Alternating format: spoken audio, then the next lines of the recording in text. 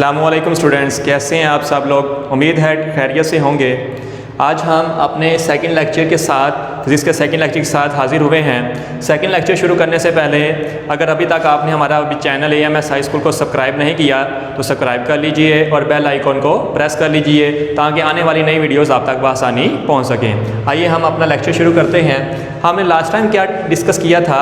हमने डिस्कस किया था सिंपल हार्मोनिक मोशन और इसकी पहली example motion of mass attach to the spring. तो आज उसकी हम सेकंड डेफिनेशन डिस्कस करेंगे। सेकंड डेफिनेशन क्या है? सेकंड एग्जांपल्स कौन सी है? Ball and bowl system. Ball and bowl system is another example of simple harmonic motion. Ball and bowl system क्या होता है कि एक बॉल ले लें और इसके अंदर कोई बॉल रखते हैं तो हमारा सिस्टम तैयार हो गया बॉल एंड बाउल सिस्टम। तो ये देखिएगा, मैंने एक बॉल ली, उसके अंदर बॉल रख दी। जब इस पोजीशन पर ये रुका हुआ है, इसका जो वेट है वो नीचे की जानिब अमल कर रहा है, जबकि इसका जो रिएक्शन आर है वो ऊपर की जानिब अमल कर रहा है। अब रिएक्शन आर की वजह से इसका जो वेट का कंपोनेंट है वो क्या है? वेट क्या हो रहा है? कैंसिल हो रहा है। तो इस पर कोई फोर्स अमल नहीं कर रही होगी, डेफिनेटली इस पर कोई फोर्स अमल नहीं कर रही। जब इस पोजीशन पर कोई फोर्स अमल नहीं कर रही होती है, जिससे हम अपनी साकन हालत में खड़ा होता है, इस पोजीशन को हमने क्या नाम दिया हुआ है? क्या नाम दिया हुआ है? Main position. याद है ना? इसको हमने क्या नाम दिया हुआ है? मेन पोजीशन यानी वस्ती पोजीशन। अब मैं इस पर फोर्स को पकड़ता हूँ बॉल को और एक्सट्रीम पोजीशन यानी इंतहाई पोजीशन ए पर लेकर आता हूँ। जब इस पोजीशन पर मैं लाकर छोड़ूंगा तो बताइए ये वापस जाएगा ना?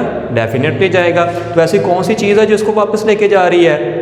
इसका अपना वेट। तो यहाँ पर जो इसका वेट है वो यहाँ पर एज ए रिस्टोरिंग फोर्स अमल कर रहा है। तो इसका वो weight as a restoring force के तौर पर अमल करेगा और वापस ये अपनी मेन पोजीशन ओ की तरफ हरकत करना शुरू कर देगी। जब ये अपनी पोजीशन ओ पर पहुँचेगी तो इनर्शिया की वजह से इसकी वेलोसिटी बहुत ज़्यादा होगी। इनर्शिया की वजह से यहाँ पर ये जिस्म नहीं रुक पाएगा बल्कि अपनी एक्सट्रीम पोजीशन है बी की तरफ हरकत करेगा। तो रिस्टोरिंग फोर्स की वजह से, अपने वेट की वजह से ये बदरीज इसकी जो वेलोसिटी है वो कम होती जाएगी और जब एक्सट्रीम पोजीशन पर पहुंचेगा तो उसकी वेलोसिटी क्या हो जाएगी? सिफर हो जाएगी और चंद लम्हों के लिए बॉल वहां पर रुकेगा और वापस अपनी मेन पोजीशन ओ की तरफ हरकत करना शुरू कर देगा। तो इस तरीके से ये हरकत क्या रहती है? जारी रहती है। जब पोजीशन यहाँ एक्सट्रीम पोजीशन या इस एक्सट्रीम पोजीशन पर पहुँचता है, इंतहाई पोजीशन पर पहुँचता है, तो बॉल चंद लम्हों के लिए रुकता है ना? रुकता है तो वापस आता है। जब रुकेगा तो यहाँ पर इसकी वेलोसिटी क्या हो जाती है? ज़ीरो। और इसका रिलेशन क्या होगा?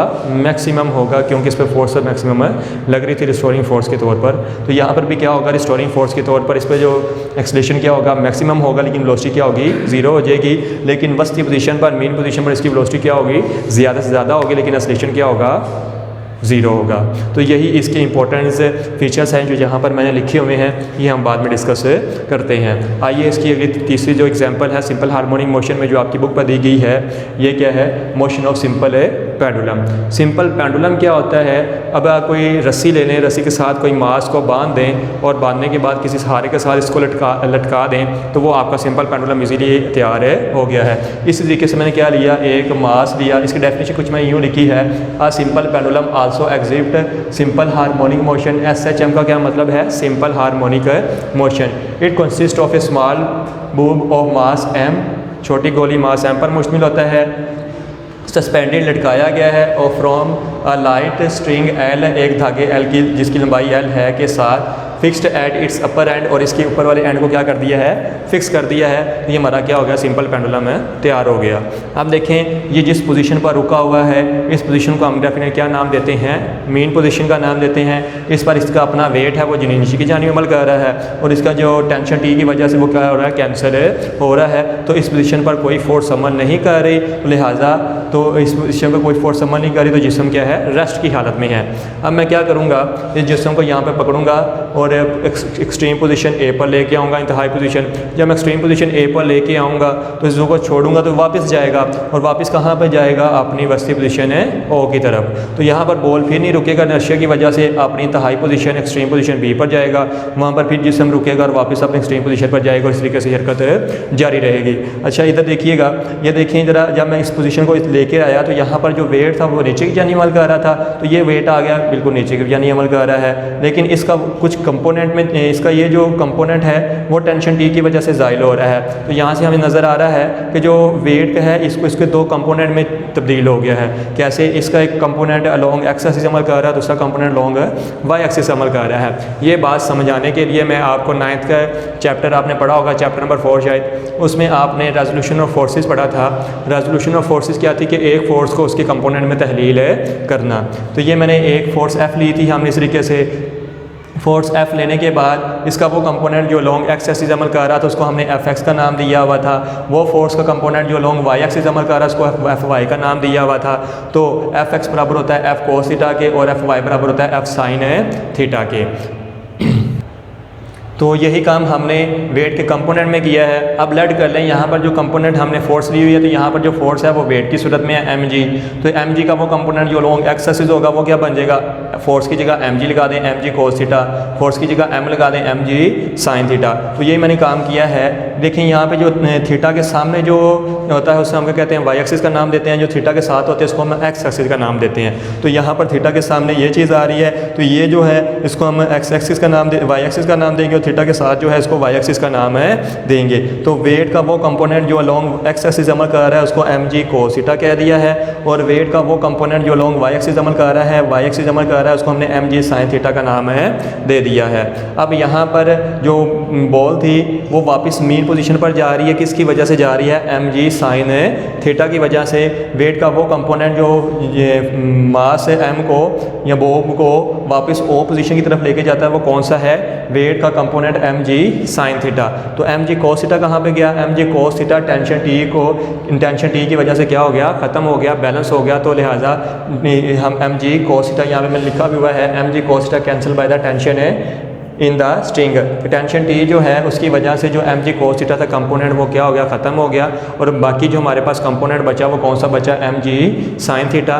mg sin theta act as a restoring force के तौर पर अमल करेगा और वो वापस अपनी मीन पोजीशन ओ की तरफ हरकत करेगी। और इस तरीके से जिस्म क्या कर रहा है? एक फिक्स पॉइंट के इर्द गिर्द हरकत कर रहा है। जब जिस्म एक्सट्रीम पोजीशन ए पर था तो वहाँ पर क्या थी?